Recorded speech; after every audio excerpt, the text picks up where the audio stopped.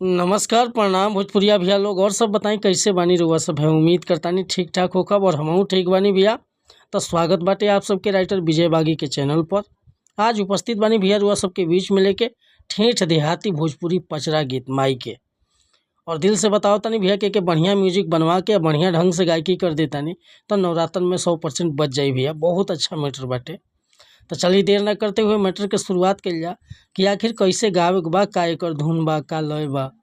लेकिन video start करे से पहले भी एगो बात बतावल चाहब कि रुआ अगर नया सिंगर बानी आ सिंगिंग में इंटरेस्ट बा, अच्छा मैटर के तलाश में भटकतानी, सही ढंग के गीत नहीं खे मिलत, बढ़िया तुकबंदी नहीं खे मिलत, चाहे मन पसंद के मीटर नहीं खे मिलत, तो भैया अगर हमारा चैनल पर आ गए बानी तो एकदम निश्चिंत रही, निराश भैया की जरूरत नहीं है। रुआ जैसन भी मीटर चाहत हो खब लिखवावे के बड़े भैया बिल्कुल उचित चार्ज पर हुआ के फर्स्ट क्लास के मीटर मिल जाए। काहे कि हम हर तरह के गीत लिखेनी, हिंदी में, भोजपुरी में, ट्रैक पर, नया सॉन्ग, रुआ कैसन को सॉन्ग लिखवाओगे जैसे कि सैड सॉन्ग, लोकगीत, ऑर्केस्ट्रा सॉन्ग, देवी भजन, श्याम भजन, राम भजन, चाहे भोजपुरी में पूर्वी चाहिए, चाहे निर्गुण चाहिए, कोनो प्रकार के गाना चाहिए, बेहिचक रुआ कॉल या व्हाट्सअप कर सकिले। डिस्क्रिप्शन में हमारा नंबर बा। और बता दिया चाहतनी कि रुआ चैनल पर पहली बार आई लोग तो चैनल के सब्सक्राइब कर ली, बेल आइकन प्रेस कर ली, ताकि हर रोज़ रुआ के नया नया मैटर सुने के, देखे के और गावे के मिलत रही भैया। एगो बहुत पुरान गीत रहे, इतना मस्त गाना बाजल, वह धुन पर ई गीत के लिखले बनी कि पागल कहेला ना रे लोगवा, पागल कहेला ना कि हम तो नैहर के हई रसीली की लोगवा, पागल कहेला ना। यह लय बा। लेकिन देखी पर देवी माई के पचरा कैसे बा।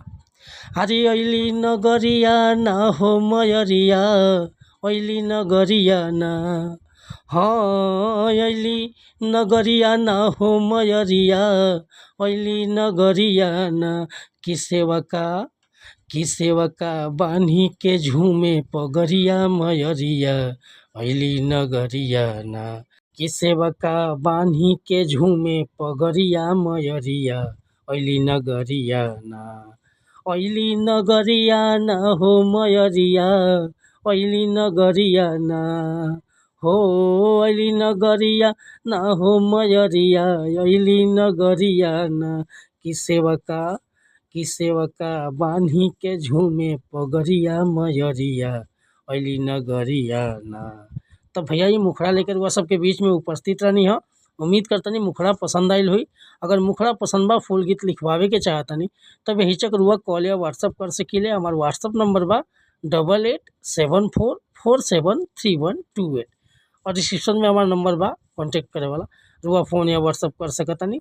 अब वीडियो पसंद आई तो लाइक करब, कमेंट करब और चैनल पर पहली बार आई लोग तो चैनल के सब्सक्राइब कर ले। मिला तनी फिर से अगला वीडियो में, तब तक के लिए अनुमति चाहतनी। नमस्कार प्रणाम धन्यवाद भैया। जय हिंद, जय भारत, जय भोजपुरी समाज।